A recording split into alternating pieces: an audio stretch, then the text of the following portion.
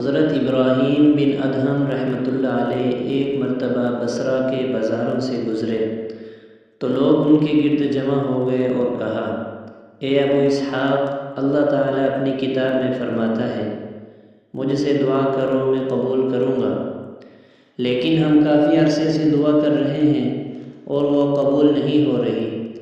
ابراہیم رحمۃ اللہ علیہ نے جواب دیا، اے بصرہ کے لوگوں، تمہارے دل 10 چیزوں کی وجہ سے مر چکے ہیں۔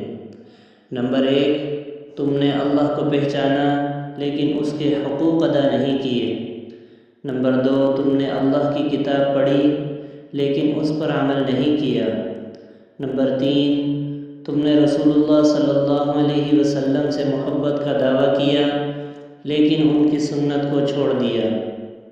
نمبر 4، تم نے شیطان سے نفرت کا دعویٰ کیا لیکن اس کی پیروی کی۔ نمبر 5، تم نے جنت سے محبت کا کہا لیکن اس کے لیے عمل نہیں کیا۔ نمبر 6، تم نے جہنم سے ڈرنے کا دعویٰ کیا لیکن خود کو اس کے حوالے کر دیا۔ نمبر 7، تم نے موت کو یقینی مانا لیکن اس کی تیاری نہیں کی۔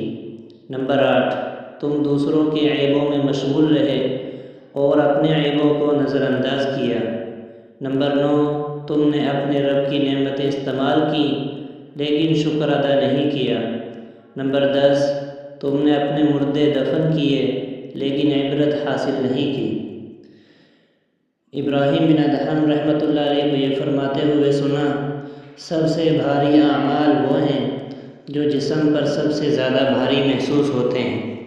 جو شخص ان اعمال کو پورا کرے گا اسے مکمل اجر ملے گا، لیکن جو عمل نہ کرے گا وہ اس دنیا سے آخرت کی طرف اس حال میں چلا جائے گا کہ اس کے پاس نہ تھوڑا ہوگا نہ زیادہ۔ ایک مرتبہ ابراہیم بن ادہم رحمۃ اللہ علیہ کو یہ فرماتے ہوئے سنا، جو حق کے ساتھ کھڑا رہے گا وہ کبھی تنہا نہیں ہوگا اور لوگوں کی تعداد کبھی باطل کو تقویت نہیں دے سکتی۔ حضرت علی رضی اللہ تعالیٰ عنہ اور حضرت معاویہ رضی اللہ تعالیٰ عنہ کے متعلق سوال۔ شریک کہتے ہیں، میں نے ابراہیم بن ادہم رحمۃ اللہ علیہ سے حضرت علی اور حضرت معاویہ رضی اللہ عنہما کے درمیان ہونے والے واقعات کے متعلق پوچھا۔ وہ رونے لگے۔